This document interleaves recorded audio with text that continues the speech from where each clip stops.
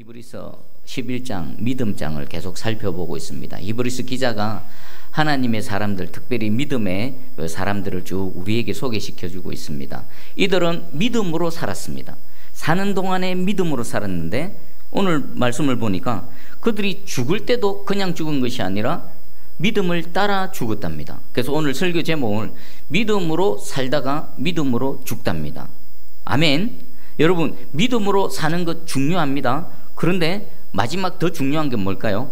믿음으로 죽는 것 역시나 중요합니다. 오늘 그 부분을 말씀을 통해 한번 살펴보겠습니다. 자, 의인은 어떻습니까? 의인에 대한 성경적 정의가 로마서 1장 17절에 복음에는 하나님의 의가 나타나서 믿음으로 믿음에 이르게 하나니 기록된 바 오직 의인은 믿음으로 말미암아 살리라 함과 같으니라. 의인은 누구라고요? 믿음으로 사는 사람이랍니다. 그리고 히브리서 10장 38절에도 나의 의인은 믿음으로 말미암아 살리라. 역시나 똑같은 말씀입니다. 그리고 하박국 2장 4절 끝부분에도 의인은 그의 믿음으로 말미암아 살리라. 하나님께서 말씀하시는 의롭다 하는 자들은 누굽니까? 하나님을 믿는 자, 그리고 우리의 구원자로 주신 예수 그리스도, 그분을 믿는 믿음으로 사는 사람을 의인이라고 합니다. 자, 그러면 오늘 말씀을 보니까 이 사람들은 다 믿음을 따라 죽었으며 라고 말씀하고 계십니다. 믿음으로 살았는데 이들이 죽음마저도 믿음을 따라 죽었다랍니다. 그럼 믿음으로 따라 죽는 게 뭘까요? 그리고 우리는 죽음에 있어서도 믿음이 왜 필요할까요? 13절에 보니까 믿음을 따라 죽었으며 약속을 받지 못하였으되. 약속을 받지 못하였다는 의미는 뭡니까? 약속의 말씀은 받았습니다. 아브라함 보십시오. 아브라함, 내 육신을 통해서 하늘의 별과 같이 바다의 모래 같은 많은 자녀, 약속의 말씀을 받았습니다. 아브라함이 털썩 믿어버렸습니다. 그 믿음을 보고 아브라함을 하나님께서 의롭다 하라고 인정해 주셨습니다. 근데 아브라함이 죽을 때는 어떻습니까? 눈에 보이는 건 이삭 하나입니다. 하늘의 별, 바다의 모래, 한 10명 정도 되면 뭐 과장법을, 하나님 과장법 쓰셨구나 라고 생각할 수 있지만 딸랑 이삭 하나 바라보고. 그런데 아브라함은 죽을 때 어떻게 죽었습니까? 믿음을 따라 죽었다랍니다. 무슨 의미일까요? 또 땅은 어떻습니까? 하나님 동서남북 다 바라보라, 네가 밟는 모든 땅을 네게 주리라. 아브라함 죽을 때 자신의 소유는 뭡니까? 아내 사라를 매장한 매장지 막벨라 굴, 그것밖에 없었습니다. 그 굴에 이제 자신도 장사되겠지요. 그런데 아브라함이 사는 동안에 가나안 땅 동서남북 얼마나 다녔습니까? 약속의 말씀을 받았지만 어떻습니까? 약속의 성취를 보지 못했다는 겁니다. 믿음의 많은 사람들이 하나님의 약속의 말씀을 받았습니다. 그리고 하나님을 믿었습니다. 그 믿음으로 살았습니다. 그런데 임박한 죽음 앞에서 자신을 되돌아보니까 자기가 믿었던 약속의 말씀이 성취되어졌습니까? 아닙니다. 아직 성취되지 않았다는 겁니다. 그런데 그 죽음 앞에서조차도 어떻습니까?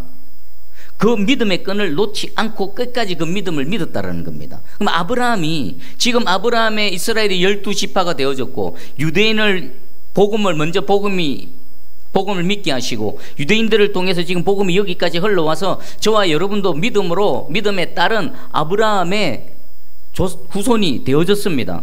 지금 약속의 말씀이 지금 여기서 계속 성취되어지고 있는 중입니다. 그것이 누구의 믿음에 따른 겁니까? 죽음 앞에서조차 아브라함은 그 약속의 말씀에 믿음의 끈을 놓지 않고 믿었다는 것입니다. 그래서 13절 계속 보겠습니다. 약속을 받지 못하였으되 그것들을 멀리서 보고 환영하며. 믿었는데 아직 안 이루어졌습니다. 이제 죽습니다. 죽음을, 임종을 눈앞에 뒀는데도 아직 안 이루어집니다. 그러면 자신의 살아생전에는 약속의 말씀, 자기가 평생 믿었던 약속의 말씀이 안 이루어지는 겁니다. 이제 숨 넘어가면 이제 가는 겁니다. 그럼에도 불구하고 그 죽음 앞에서조차도 믿음의 끈을 놓지 않았다. 믿었다. 지금 말합니다. 그것들을 멀리서 보고, 아직 안 이루어졌지만 멀리서 하나님께서 반드시 이루어 주실 것이다. 하나님께서 반드시 성취해 주실 것이다. 죽음조차도 그들의 믿음을 어찌하지 못했던 것입니다.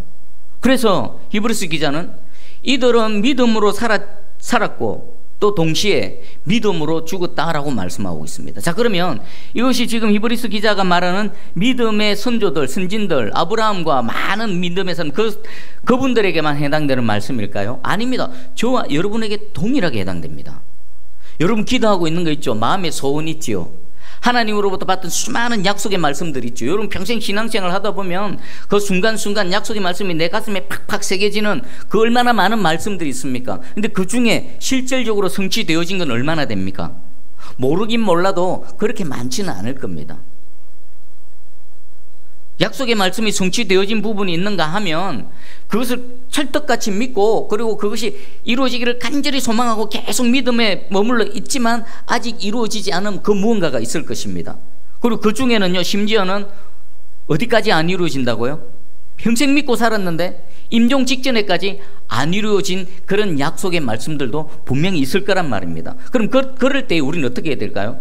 아, 안 이루어지네, 안 되는가 보네. 그게 아니라 지금 당장에 내 살아생전에는 성취되어지지 않았지만 신실하신 하나님께서 반드시 이루어 주실 것이다, 반드시 성취하실 것이다. 그것을 멀리 있는 것 같지만 그것을 믿음으로 바라보고 그것을 끝까지 믿는 믿음의 사람, 오늘 히브리서 기자가 소개하는 믿음의 사람입니다. 이 믿음의 사람이 저와 여러분이 되기를 주님의 이름으로 축복합니다.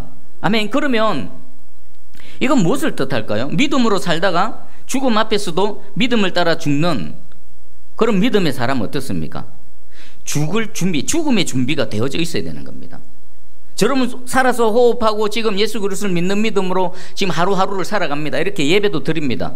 그런데 좀 더 정확하게 엄밀하게 말하면 우리는 무엇하기 위해 살까요? 잘 죽기 위해서 사는 겁니다. 여러분, 한 날의 믿음으로 사는 것은요, 잘 죽기 위해 우리가 하루하루를 살아간다라고도 말할 수 있습니다. 우리 매일 반복되는 일상 속에서 우리를 착각하게 만드는 게 있습니다. 어제도 살았고 오늘도 삽니다. 내일도 똑같이 살 겁니다. 이 반복되는 일상이 우리를 어떤 착각에 빠지게 만듭니까?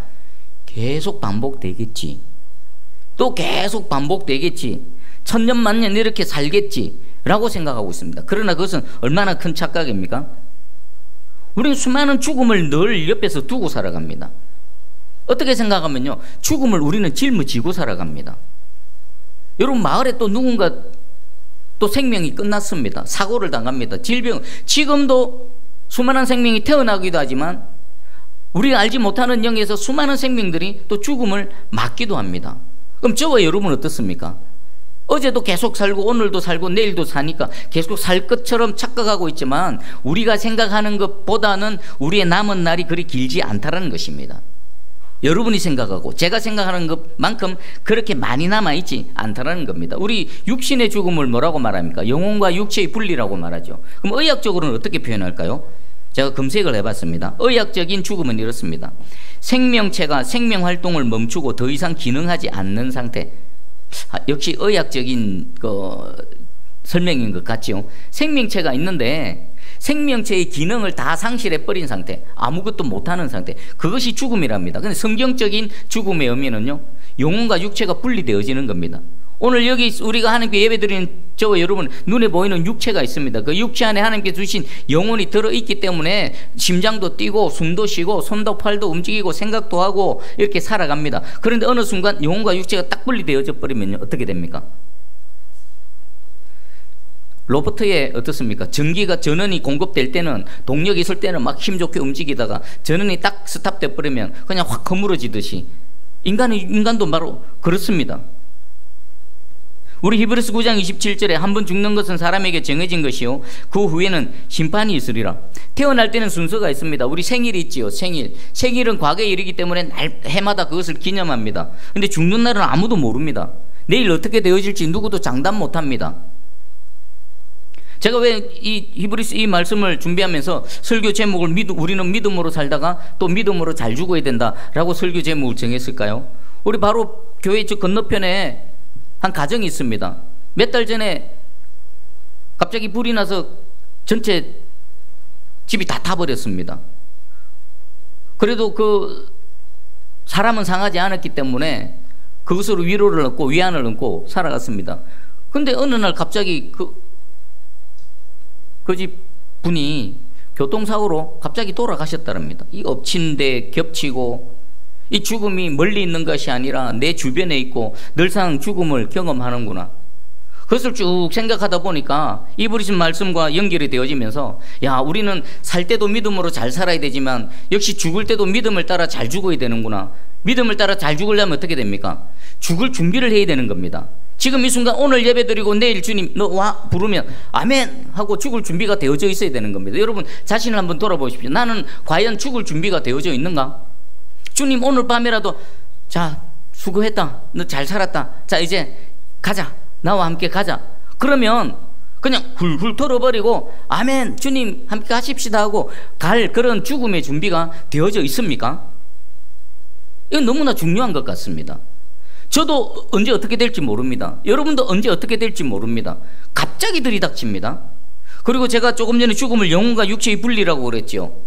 영혼과 육체가 분리되어지려면요 어떻습니까? 그냥 자연스럽게 분리되어지지 않습니다.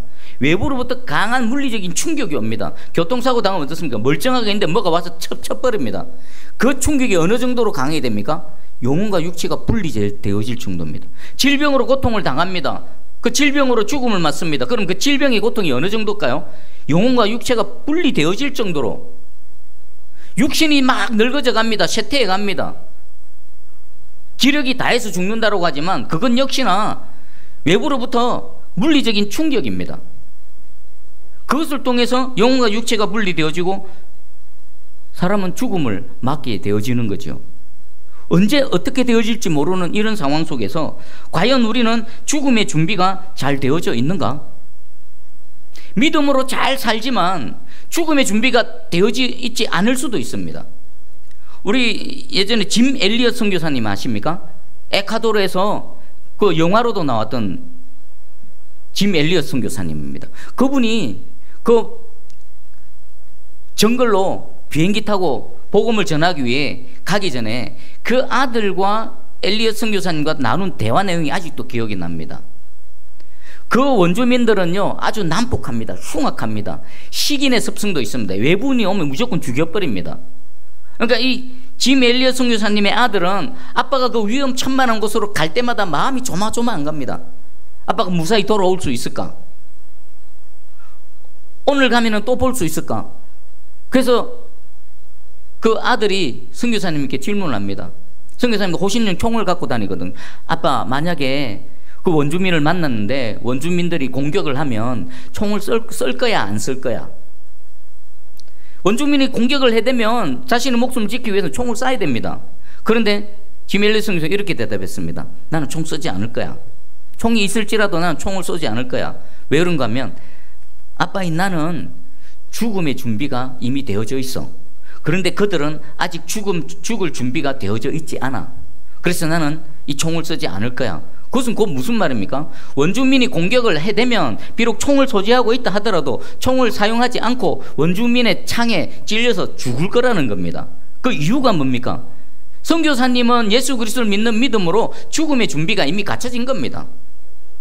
지금 당장 죽어도 천국 갈 준비가 되어져 있는데 그들을 자신의 육신의 목숨을 지키기 위해서 공격하는 그들을 총으로 쏴버리면 그 사람은 어떻습니까? 아직 예수 그리스도를 믿지 않아서 죽음의 준비가 되어 있지 않습니다. 그러면 주님께는 못 가는 겁니다. 그래서 차마 나는 총이 있지만 쏘지 않고 차라리 내가 죽을 거야. 그들에게 죽음의 준비를 할 수 있는 기회를 주기 위해서 나는 그들의 공격에 대항하지 않을 거야. 그리고 떠나갔습니다. 어떻게 되어졌을까요? 아니나 다를까 원주민이 죽창을 들고 선교사님 달려들었는데 영화의 장면은 이렇습니다.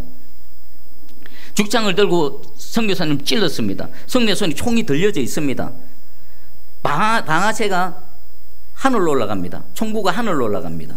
그 하늘을 향해 총을 쏘면서 그렇게 죽어져 갔습니다. 천국 갈 죽음의 준비가 되어져 있는 선교사님이 죽음의 준비가 되어지지 않는 그들에게 죽음의 준비를 할 수 있는 기회를 제공하기 위해서 자신의 생명을 내어놓은 겁니다. 예수님이 십자가에서 자신의 생명을 내어놓으셨던 것처럼 이게 뭡니까? 죽음의 준비가 되어져 있는 사람과 죽음의 준비가 되어져 있지 않는 사람과의 차이입니다. 여러분 어떻습니까? 여러분 진짜 죽음의 준비, 주님 만날 준비 정말 되어져 있습니까? 자, 이게 믿음으로 사는 것과 믿음으로 죽는 게 약간의 별개라는 것을 제가 설명을 드릴게요. 수년 전에 김용희 선교사님께서 설교 중에 미국의 한 장로님을 소개했습니다. 부정적인 예화였습니다. 그 장로님은 젊었을 때부터 교회를 위해서 엄청나게 헌신했습니다. 물질적으로 시간을 들이고, 누구나 자타가 다 인정하는 정말 하나님의 사람이고 누구라도 보면 정말 본받고 싶고 그런 장로님이셨습니다. 그런데 어느 날 병원에 갔더니 암 판정을 받아버린 겁니다. 그리고 병원에 입원했습니다. 교회에서 교육자들이 신방을 갑니다. 병원에서 예배들 드립니다. 근데 장로님은 눈도 안 뜹니다. 눈도 안 마주칩니다. 그냥 가만히 있습니다. 장성도 안 합니다. 사역자들이 손을 붙들고 성도들과 함께 기도하는데 아멘도 하지 않습니다. 그래서 한 교육자가 이상하다. 그래서 조용히 따로 혼자 찾아가서 얘기를 했더니 그 장로님 입에서 나온 말이 예수고 나발이고. 자, 이걸 어떻게 받아들여야 될까요? 자, 이게 단순히 그냥 믿음이 없어서라고 치부해버리기에는 그렇게 쉽지가 않은 겁니다. 우리 주변에 암 환자들이 얼마나 많습니까? 근데 남이 암 걸리는 거하고 내가 암 걸리는 거하고는 차원이 다른 겁니다. 우리 날마다 죽음을 눈으로 보고 하다못해 길 지나가다가 길에 차에 부딪혀 죽은 고양이나 개나 얼마나 많이 봅니까? 그 죽음이 남일 때는 아무 상관이 없습니다. 근데 죽음이 내한테 들이닥치면요 완전히 달라지는 겁니다. 이 장로님이 믿음이 없어서 그런 반응을 보일 수도 있습니다. 그러나 저는 그렇다라고만은 말할 수 없습니다. 사는 동안에 믿음으로 살았습니다. 교회를 위해서 헌신하고 물질로 충성하고 이게 쉽습니까? 믿음이 없이 됩니까? 분명히 믿음이 있었습니다. 이분은 믿음으로 잘 살았습니다. 근데 뭐가 안 되어진 겁니까? 다른 건 몰라도 믿음에 따라 죽을 준비는 아직 안 되어져 있었던 것입니다. 이해가 되시고 동의가 되십니까? 믿음으로 사는 거하고 믿음에 따라 죽는 거하고는 약간 차원이 다르다는 것입니다. 그러기 위해서는 어떻습니까? 죽음이 남의 얘기가 아니라 내 얘기가 되고, 내가 지금 이 순간에 내가 죽어도 주님 만날 준비가 다 잘 되어져 있다라는 그런 확신과 결단과 각오, 그 믿음이 있어야만 된다라는 것입니다. 자, 그러면 우리는 믿음에 따라 죽는 죽음의 준비가 뭘까요? 이미 우리는 그 답은 알고 있습니다. 그 정답은 알고 있습니다. 예수 그리스도를 믿는 겁니다. 우리의 영원한 생명 되시고 우리의 유일한 구원자 되시는 예수 그리스도, 그분 한 분밖에 없습니다. 다른 건 없습니다. 그분을 믿는 믿음입니다. 그래서 예수님 요한복음 5장 24절에 내가 진실로 너희에게 이르노니 내 말을 듣고, 지금 인간의 말을 통해 하시는 말씀이지만 말씀 가운데 하나님의 영이 역사하십니다. 우리 예수님이 이 말씀에 따라서 지금 이 자리에 와 계십니다. 내 말을 듣고 또 나 보내신 이를 믿는 자는 영생을 얻었고 심판에 이르지 아니하나니 사망에서 생명으로 옮겼느니라. 이걸 설명을 드릴게요. 예수 그리스도 그분을 믿는 자는 영생을 얻었고, 과거형입니다. 예수 그리스도를 믿는 순간에 어떻습니까? 영원한 생명을 얻게 되어지는 겁니다. 소유하게 된 겁니다. 그리고 심판에 이르지 아니하나니, 이 심판은 어떤 심판입니까? 육신의 죽음 이후에 하나님의 심판대 앞에 서게 될 겁니다. 근데 예수 그리스도를 믿는 자는 어떻게 됩니까? 패스.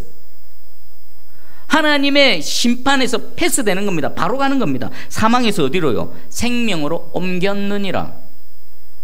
여러분, 이것을 믿어야 됩니다. 이것을 확실히 믿어야 됩니다. 그래야 우리 죽음의 준비가 되어지는 거죠. 그리고 오늘 14절에 보니까 그들이 이같이 말하는 것은 자기들이 본향 찾는 자임을 나타냅니다. 믿음에 따라 죽었던 이 믿음의 선진들이 어떻게 믿음에 따라 죽어갈 수 있었습니까? 지금 당장은 안 이루어지지만 신실한 하나님께서 반드시 약속의 말씀을 이루어 주실 것이라는 믿음을 갖고 기뻐하며 즐거워하며 육신의 죽임을 맞았고요. 그리고 또 이 땅의 모든 것들을 미련 없이 털고 떠나갈 수 있었던 거, 본향 찾는 자입니다. 본향이 뭡니까? 내가 원래 있어야 될 곳, 내가 왔던 곳. 우리 사람이 죽으면 돌아가신다 그러죠. 왜 돌아가신다고 할까요? 왜 일반 모든 세상에서 돌아가신다는 표현을 할까요? 왔기 때문에 온 곳으로 다시 돌아간다는 겁니다. 이 본향. 그런데 아무나 본향 찾아가는 게 아닙니다. 두 곳이 있습니다. 하나는 영원한 심판이 있는 곳이고 하나는 영원한 생명의 나라가 있는 곳입니다. 우리가 가야 될 곳은 영원한 생명의 나라입니다. 그럼 이 생명의 나라는 누가 갈 수 있습니까? 죽음의 준비가 잘 되어져 있는 사람, 예수 그리스도를 나의 구주로 믿고 그분을 나의 영원한 생명으로 소유한 자, 그 자만이 본향을 찾아가는 겁니다. 그리고 15절 16절에 그들이 나온 바 본향을 생각하였더라면 돌아갈 기회가 있었으려니와, 여기 나온 바 본향은요 다른 겁니다. 아브라함 예를 들면 고향 친척들이 있는 그 땅입니다. 그 땅에서 나왔는데 그 땅이 돌아갈 기회가 있었음에도 불구하고 다시 그곳으로 안 갔습니다. 왜 안 갔습니까? 여기 계속 보면 그들이 이제는 더 나은 본향을 사모합니다. 더 나은 본향이 어딜까요? 영원한 생명의 나라, 하나님의 아들의 나라입니다. 육신의 죽음 위에 우리가 가야만 되는 곳, 그곳을 말하는 겁니다. 그곳을 더 사모하니 곧 하늘에 있는 것이라. 하늘에 있는 것. 여러분 지금 여러분이 병상이 있다고 한번 가정을 해보십시오. 내가 암이 걸렸다. 내가 이제 죽음 임종 직전이다. 그랬을 때 여러분은 어떤 마음일 것 같습니까? 죽음의 준비가 되어져 있지 않으면요, 아무리 믿음으로 살았다 손치더라도 죽음 앞에서 두려울 겁니다. 죽음이 무서울 겁니다. 죽는 거 안 두려울 수 있어도요, 죽음에 이르는 과정 속에 겪어야 될 고통 있지 않습니까? 그건 천차만별이고 그 정도는 엄청난 겁니다. 죽음이 안 두려워도 죽음에 이르는 고통 자체가 또 두려울 수도 있습니다. 근데 이 모든 것들을 뛰어넘을 수 있는 게 뭡니까? 믿음에 따라 죽는 건데, 그 믿음이 뭡니까? 내 육신의 죽음 이후에 영원한 생명의 나라가 있다. 우리 예수 그리스도께서 나를 영원한 생명의 나라로 이미 옮기신 것을 지금 이제 보여주실 것이다. 그리고 내가 가야 될 영원한 본향, 하늘의 처소가 준비되어져 있다. 내가 가는 곳은 그곳이다. 이 믿음의 준비가 되어져 있지 않으면요, 어떻겠습니까? 죽음 앞에 두려울 수밖에 없습니다. 죽음이 무서울 수밖에 없습니다.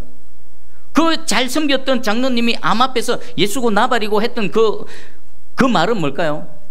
믿음이 없다라고 함부로 판단할 수 없습니다. 믿음으로 잘 살아왔는데 아직 자신의 죽음에 대해서 생각해보지 않았고 죽음에 대해 마음의 준비가 안 되어져 있는 겁니다.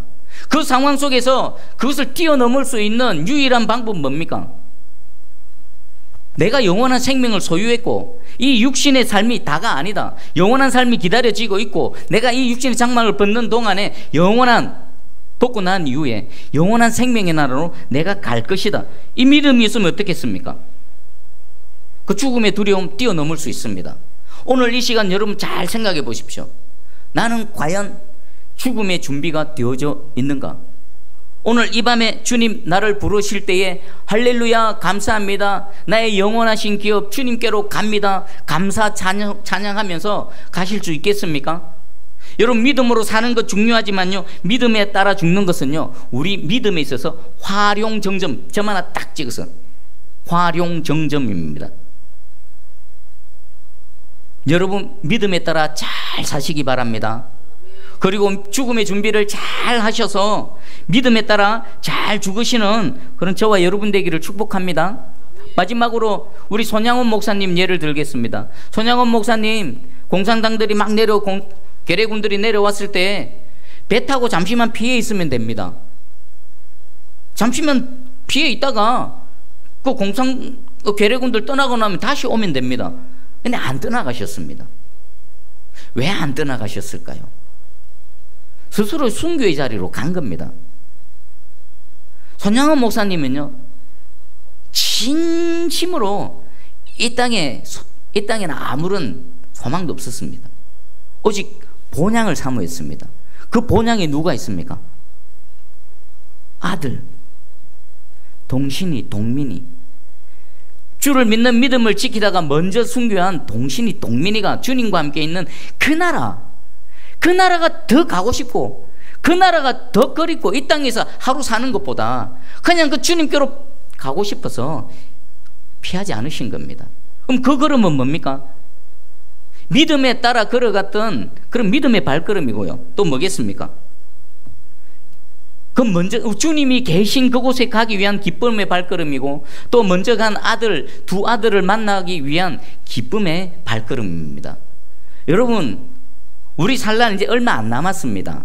몇 년, 5년, 10년, 20년 안에 이 안에 지금 이 땅에 남아있을 분들 별로 없습니다. 다 주님 품에 갑니다. 여러분, 죽음의 준비를 잘 하십시오. 가면 누가 기다리고 계십니까? 예수님이 계십니다. 가면 누가 있습니까? 성경에서 그토록 우리가 들어왔던 모세가 있고요, 아브라함이 있고요, 다윗이 있고요, 사무엘이 있고요, 예레미야가, 이사야가 거기서 우리를 기다리고 있습니다. 그뿐입니까? 여러분 먼저 믿었던 여러분 부모님들 거기 다 기다리고 있습니다. 그래, 잘했다, 충성한, 예수님만 칭찬하는 게 아니라 여러분의 믿음의 그 조상들, 여러분 할아버지, 여러분 아버지, 어머니, 그분들이 그래 수고했다, 고생했지, 얼마나 기다렸는데 잘했다, 함께 신앙생활했던 먼저 하늘 날아가신 우리 성도분들 거기서 다 기다리고 있습니다. 여기서의 삶하고는 차원이 다른, 전혀 다른 새로운 삶이 우리를 기다리고 있습니다. 여러분 한번 생각해 보십시오. 야, 이 땅에 막 하루하루 막 아득바득 1년 2년 막 연명치료 해가면서 호흡기 막 달아가면서 그거 하고 영원한 하나님 나라에서 영원한 생명과 영원한 부활의 몸을 입고 그토록 사랑하고 그리워하는 예수님과 그 성도들과 함께 영원한 삶을 살아가는 것, 어떤 게 더 복되고 어떤 게 여러분 더 기다려지십니까? 죽음의 준비를 잘 하시기 바랍니다. 그렇다고 이 땅의 삶을 아무 의미 없이 헛된 것으로는 여기지 마시기 바랍니다. 호흡이 있는 동안 우리는 뭐 해야 됩니까?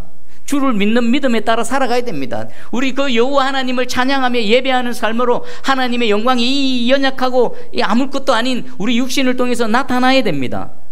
주를 위해 사시다가 주님이 계신 그곳으로 죽음의 준비 잘 하셔서 기쁨으로 할렐루야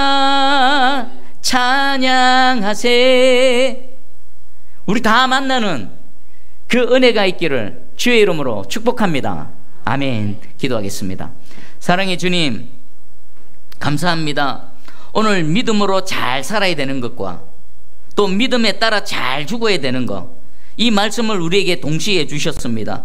그렇습니다. 우리 사는 동안에 예수 그리스도를 믿는 믿음으로 살아가야 됩니다. 그러나 그 믿음의 하루하루의 삶은 마지막 날, 우리 호흡이 닿는 날, 그 죽음을 준비하는 나날인 줄 또 깨달았습니다. 우리의 죽음을 잘 준비해서 주님 우리를 부르실 때에 홀가분하게 기뻐 뛰며 주님 감사합니다, 주님 할렐루야 기뻐하며 주님께로 달려갈 수 있는 그런 믿음의 사람 될 수 있도록 은총을 베풀어 주시옵소서. 그리고 마지막 날에 주님 오실 때에 여기 함께 예배드리는 단 한 영혼도, 우리 새순교회에 몸담고 있는 단 한 영혼도 예외 없이 저 영원한 천국에서 모두가 만나 배울 수 있도록 은혜를 베풀어 주시옵소서. 감사드립니다. 예수님의 이름으로 기도합니다.